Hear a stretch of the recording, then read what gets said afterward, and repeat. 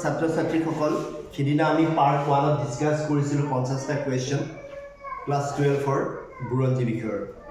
এতিয়া আমি পাৰ্ট 2লৈ আগবাঢ়িছোঁ। 51 নম্বৰ যিখিনি ৰৈ গৈছিলে 51 নম্বৰৰ পৰা আমি আৰম্ভ কৰিম।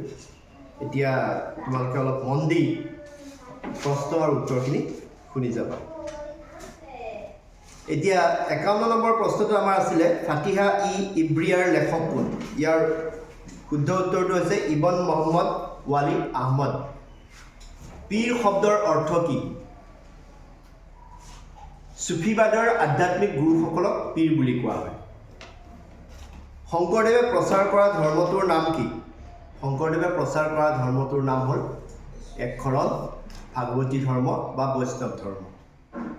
শংকৰদেৱৰ উত্তৰাধিকাৰী কোন আছিলে? শংকৰদেৱৰ উত্তৰাধিকাৰী মাধৱদেৱ আছিলে।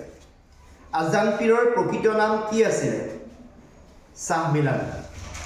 হাজোত কোনে মছজিদ নিৰ্মাণ কৰিছিলে?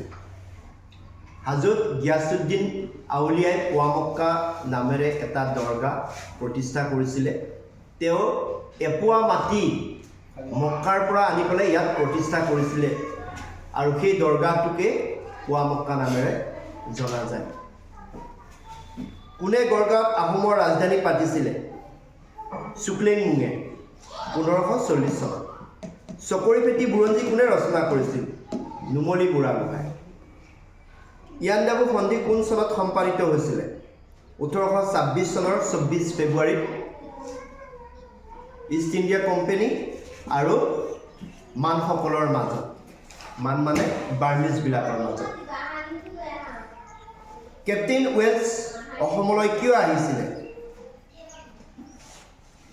আহোম ৰজা বা স্বৰ্গদেউ গৰিনাথ সিঙৰ নিমন্ত্ৰণ ক্ৰমে মোৱামৰীয়াসকলক দমন কৰিবলৈ কেপ্টেইন ৱেলছ ইষ্ট ইণ্ডিয়া কোম্পানীৰ হৈ আহিছিলে 1792 চনত। 1853 চনত উজনি অসম পৰিভ্ৰমণ কৰা ব্ৰিটিছ বিচাৰকজন কোন আছিলে? মফট মিল আছিল। তাৰপিছত অন্তৰ্বৰ্তী সীমাৰেখা নিয়ন্ত্ৰক আইনখন কেতিয়া প্ৰণয়ন কৰা হৈছিলে? 1873 চনত।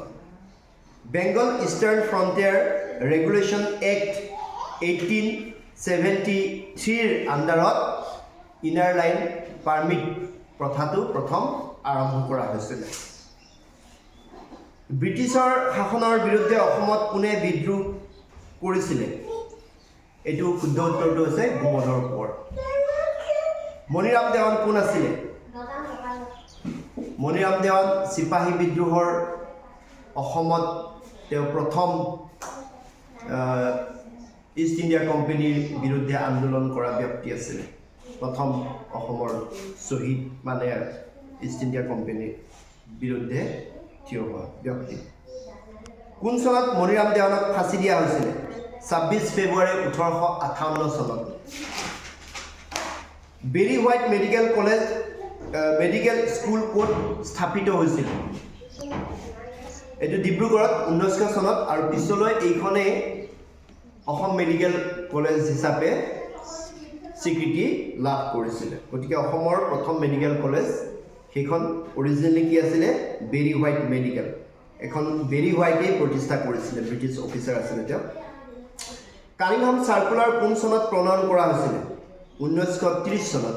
আৰু এই কানিংহাম চাৰ্কুলাৰখনৰ দ্বাৰা সেই সময়ত ভাৰতত যি চিভিল ডিছঅবিডিয়েঞ্চ মুভমেণ্ট বা আইন অমান্য আন্দোলন চলি আছিলে, সেই আন্দোলনত যাতে আমাৰ অসমৰ ছাত্ৰ ছাত্ৰীসকলে ব্ৰিটিছ বিৰোধী কাৰ্যকলাপত হাত দিব নোৱাৰে, সেইকাৰণে তাক বন্ধ কৰিবৰ কাৰণে চাৰ্কুলাৰ আইনখন বা চাৰ্কুলাৰ যিটো কানিংহাম চাৰ্কুলাৰ কানিংহামে কি কৰিছিলে? 1930 চনত তাক ইমপ্লিমেণ্ট কৰিছিলে।